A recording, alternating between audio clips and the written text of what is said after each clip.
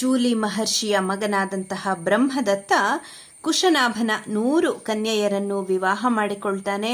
ನಂತರ ತನ್ನ ಪಟ್ಟಣವಾದ ಕಾಂಪಿಲ್ಯಗೆ ಪ್ರಯಾಣವನ್ನು ಬೆಳೆಸ್ತಾನೆ. ಈ ಕಡೆ ಅಪುತ್ರವಂತನಾದಂತಹ ಕುಶನಾಭನು ಪುತ್ರ ಪ್ರಾಪ್ತಿಗಾಗಿ ಪುತ್ರಕಾಮೇಷ್ಟಿ ಯಾಗವನ್ನು ಮಾಡಲಿಕ್ಕೆ ಮುಂದಾಗ್ತಾನೆ. ಯಾಗವು ನಡೆಯುತ್ತಿದ್ದ ಸಮಯದಲ್ಲಿ ಬ್ರಹ್ಮ ಮಾನಸ ಪುತ್ರನಾದ ಕುಶನಾಭನ ತಂದೆಯಾದ ಉದಾರನಾದಂತಹ ಕುಶನು ಮಹೀಪಾಲನಾದ ಕುಶನಾಭನಿಗೆ ಹೇಳಿದ, ಮಗು ಕುಶನಾಭ, ಪರಮಧಾರ್ಮಿಕನಾದ ಮತ್ತು ನಿನಗೆ ಅನುರೂಪನಾದ ಮಗನು ಹುಟ್ಟುತ್ತಾನೆ. ಗಾಧಿ ಎಂದು ಅವನನ್ನು ಕರೆಯುತ್ತಾರೆ. ಅವನಿಂದ ನೀನು ಲೋಕದಲ್ಲಿ ಶಾಶ್ವತವಾದಂತಹ ಕೀರ್ತಿಯನ್ನು ಪಡೆಯುವೆ.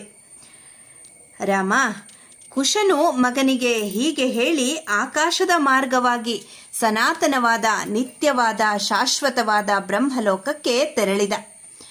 ಕೆಲವು ದಿನಗಳು ಕಳೆದ ನಂತರ ಧೀಮಂತನಾದ ಕುಶನಾಭನಿಗೆ ಭಾರ್ಯೆಯಾದಂತಹ ಘೃತಾಚಿಯಲ್ಲಿ ಪರಮ ಧರ್ಮಿಷ್ಠನಾದ ಗಾಧಿ ಎಂದು ಪ್ರಸಿದ್ಧನಾದ ಮಗನು ಹುಟ್ಟುತ್ತಾನೆ. ಆ ಗಾಧಿಯೇ ನನ್ನ ತಂದೆ. ಇದನ್ನೆಲ್ಲ ವಿಶ್ವಾಮಿತ್ರರು ಶ್ರೀರಾಮಚಂದ್ರನಿಗೆ ತಿಳಿಸ್ತಾ ಇದ್ದಾರೆ. ಬ್ರಹ್ಮ ಮಾನಸ ಪುತ್ರನಾದ ಕುಶನ ವಂಶದಲ್ಲಿ ನಾನು ಜನ್ಮ ತಾಳಿರುವುದರಿಂದ ನನ್ನನ್ನು ಕೌಶಿಕನೆಂದು ಕರೆಯುತ್ತಾರೆ. ನನಗಿಂತಲೂ ಮೊದಲು ಹುಟ್ಟಿದ ಸುವ್ರತೆಯಾದ ಸತ್ಯವತಿ ಎಂಬ ಹೆಸರಿನ ನಮ್ಮ ಅಕ್ಕನನ್ನು ರುಚಿಕನು ಪಾಣಿಗ್ರಹಣ ಮಾಡಿಕೊಂಡ. ಕಾಲಾನಂತರದಲ್ಲಿ ರುಚಿಕ ಮಹರ್ಷಿಯು ಪರಲೋಕವನ್ನ ಹೊಂದುತ್ತಾನೆ. ಪತ್ಯನುಸರಣಶೀಲಳಾದಂತಹ ಸತ್ಯವತಿಯು ಸಶರೀರಳಾಗಿಯೇ ರುಚಿಕನನ್ನು ಅನುಸರಿಸಿ ಸ್ವರ್ಗಕ್ಕೆ ಹೋದಳು. ಪತಿ ಶುಶ್ರೂಷೆಯ ಮಹಾಪುಣ್ಯ ವಿಶೇಷದಿಂದಲೂ ಲೋಕಕ್ಕೆ ಹಿತವನ್ನು ಉಂಟುಮಾಡುವ ಅಪೇಕ್ಷೆಯಿಂದಲೂ ಉದಾರಳಾದ ಸತ್ಯವತಿಯೇ ಪುನಃ ಹಿಮವತ್ ಪರ್ವತಕ್ಕೆ ಹೋಗಿ ದಿವ್ಯವಾದ ಮತ್ತು ಪರಿಶುದ್ಧವಾದ ತೀರ್ಥದಿಂದ ಕೂಡಿದ ರಮಣೀಯವಾದ ಕೌಶಿಕಿ ಎಂಬ ಮಹಾನದಿಯಾಗಿ ಪ್ರವಹಿಸಿದಳು. ಆ ಕೌಶಿಕಿಯಲ್ಲಿ ಅತ್ಯಂತ ಅಕ್ಕರೆಯುಳ್ಳ ನಾನು ಹಿಮವತ್ ಪರ್ವತದ ತಪ್ಪಲಿನಲ್ಲಿ ಯಾವಾಗಲೂ ಅವಳ ಜೊತೆಯಲ್ಲಿಯೇ ಇರುತ್ತಾ ಸುಖದಿಂದ ಇದ್ದೆ.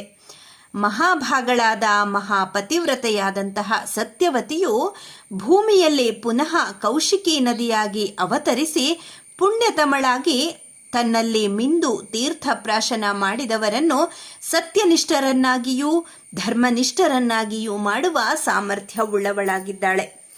ರಾಘವ, ನಾನೊಂದು ಯಜ್ಞ ಮಾಡಬೇಕೆಂದು ನಿಶ್ಚಯಿಸಿದೆ.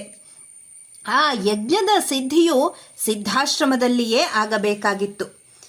ಈ ಒಂದು ನಿಯಮ ಇದ್ದುದರಿಂದ ನಾನು ನನ್ನ ಪ್ರಿಯ ಭಗಿನಿಯಾದಂತಹ ಕೌಶಿಕಿಯನ್ನ ಬಿಟ್ಟು ಸಿದ್ಧಾಶ್ರಮಕ್ಕೆ ಬಂದೆ. ಅಲ್ಲಿ ಬಹಳ ದಿನಗಳವರೆಗೂ ರಾಕ್ಷಸರ ಉಪಟಳದಿಂದ ನನ್ನ ಯಜ್ಞದ ಸಿದ್ಧಿಯಾಗದೆ ಕಡೆಗೆ ನಿನ್ನನ್ನು ಅಯೋಧ್ಯೆಯಿಂದ ಕರೆತಂದು ನಿನ್ನ ಪರಾಕ್ರಮದ ಪರಿಣಾಮವಾಗಿ ಸಂಕಲ್ಪಿಸಿದ್ದ ಯಜ್ಞವನ್ನು ನಿರ್ವಿಘ್ನವಾಗಿ ಪೂರೈಸಿ ನಾನು ಇಂದು ಸಿದ್ಧನಾಗಿದ್ದೇನೆ. ಈ ಗಿರಿವ್ರಜ ಪ್ರದೇಶದ ವಿಷಯವಾಗಿ ನೀನು ನನ್ನನ್ನು ಕೇಳಿದೆಯಲ್ಲವೇ? ನಾನು ಈಗ ಈ ಗಿರಿವ್ರಜದ ವಿಷಯವನ್ನು ಹಾಗೂ ನನ್ನ ವಂಶಾವಳಿ ಮತ್ತು ಜನ್ಮದ ವಿಷಯವನ್ನು ನಿನಗೆ ವಿವರವಾಗಿ ಹೇಳಿದ್ದೇನೆ. ನಾನು ಕಥೆಯನ್ನು ಹೇಳುತ್ತಿದ್ದಂತೆ ಅರ್ಧರಾತ್ರಿಯೇ ಕಳೆದು ಹೋಗಿಬಿಟ್ಟಿತು.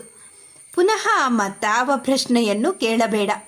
ಏಕೆಂದರೆ ರಾತ್ರಿಯಲ್ಲಿ ನಾವು ನಿದ್ದೆ ಮಾಡದಿದ್ದರೆ ದಾರಿ ನಡೆಯಲು ತೊಂದರೆಯಾಗಬಹುದು. ನಮ್ಮ ಮುಂದಿನ ಪ್ರಯಾಣಕ್ಕೆ ಯಾವ ವಿಧದಿಂದಲೂ ತೊಂದರೆಯಾಗಕೂಡದು. ಹಾಗಾಗಿ ನೀನಿನ್ನೂ ನಿದ್ದೆಗೆ ಹೋಗು. ನಿನಗೆ ಮಂಗಳವಾಗಲಿ. ಆ ವೃಕ್ಷಗಳ ಸಮೂಹವನ್ನು ನೋಡು. ಯಾವ ಮರದ ಎಲೆಗಳೂ ಕೂಡ ಅಲುಗಾಡುತ್ತಿಲ್ಲ. ಮೃಗ ಪಕ್ಷಿಗಳೆಲ್ಲವೂ ಮಲಗಿ ನಿದ್ದೆ ಹೋಗಿವೆ. ರಾತ್ರಿಯ ಕತ್ತಲೆಯು 4 ದಿಕ್ಕುಗಳಲ್ಲಿಯೂ ವ್ಯಾಪಿಸಿದೆ. ಸಂಧ್ಯಾಕಾಲವು ಕಳೆದು ಹೋಗುತ್ತಿದೆ. ಅಶ್ವಿನ್ಯಾದಿ ನಕ್ಷತ್ರಗಳಿಂದಲೂ ತಾರೆಗಳ ಸಮೂಹದಿಂದಲೂ ಕೂಡಿರುವ ಈ ನಭೋಮಂಡಲವು ಸಹಸ್ರ ನೇತ್ರಗಳಿಂದ ಆವೃತ್ತವಾಗಿಯೇ ಆಗಿದೆಯೋ ಎಂಬುವಂತೆ ಶೋಭಾಯಮಾನವಾಗಿದೆ. ಪ್ರಪಂಚದ ಕತ್ತಲೆಯನ್ನು ಹೋಗಲಾಡಿಸಲು ಸಮರ್ಥನಾದ ಶೀತಾಂಶುವಾದ ಚಂದ್ರನು ತನ್ನ ಕಾಂತಿಯಿಂದ ಜಗತ್ತಿನ ಸಕಲ ಪ್ರಾಣಿಗಳ ಮನಸ್ಸನ್ನು ಆಹ್ಲಾದಗೊಳಿಸುತ್ತಾ ಉದಯಿಸುತ್ತಿದ್ದಾನೆ. ರಾತ್ರಿಯಲ್ಲಿಯೇ ಸಂಚಾರವಿರುವ ಸರ್ವಭೂತಗಳು, ಸಕಲ ಪ್ರಾಣಿಗಳು, ಭಯಂಕರರಾದ ಮಾಂಸಾಶನರಾದ ಯಕ್ಷ ರಾಕ್ಷಸರ ಸಮೂಹಗಳು ಇತ್ತಲತ್ತ ಸಂಚರಿಸುತ್ತಿವೆ. ಮಹಾ ತೇಜಸ್ವಿಗಳಾದ ವಿಶ್ವಾಮಿತ್ರರು ಹೀಗೆ ಹೇಳಿ ವಿರಮಿಸ್ತಾರೆ. ಕಥೆಯನ್ನು ಕೇಳುತ್ತಿದ್ದ ಋಷಿ ಮಹರ್ಷಿಗಳೆಲ್ಲರೂ ಸಂತೋಷಭರಿತರಾಗಿ ಸಾಧು ಸಾಧು, ಇತಿಹಾಸವು ಬಹಳ ಸೊಗಸಾಗಿದೆ ಎಂದು ಶ್ಲಾಘನೆ ಮಾಡುತ್ತಾ ವಿಶ್ವಾಮಿತ್ರರನ್ನ ಅಭಿನಂದಿಸಿದರು. ಕುಶಿಕರ ಈ ವಂಶವು ಯಾವಾಗಲೂ ಧರ್ಮದ ಉತ್ಥಾನಕ್ಕಾಗಿಯೇ ಶ್ರಮಿಸುವ ರಾಜರುಗಳಿಂದ ಕೂಡಿದ ಮಹಾವಂಶವಾಗಿರುತ್ತದೆ. ಕುರುವಂಶದ ಮಹಾತ್ಮರಾದ ರಾಜರು ನಿಶ್ಚಯವಾಗಿಯೂ ಬ್ರಹ್ಮನಿಗೆ ಸಮಾನರು ಎನಿಸಿದ್ದಾರೆ. ವಿಶ್ವಾಮಿತ್ರ ಮಹರ್ಷಿಗಳೇ, ನೀವೇನು ಸಾಮಾನ್ಯರಲ್ಲ.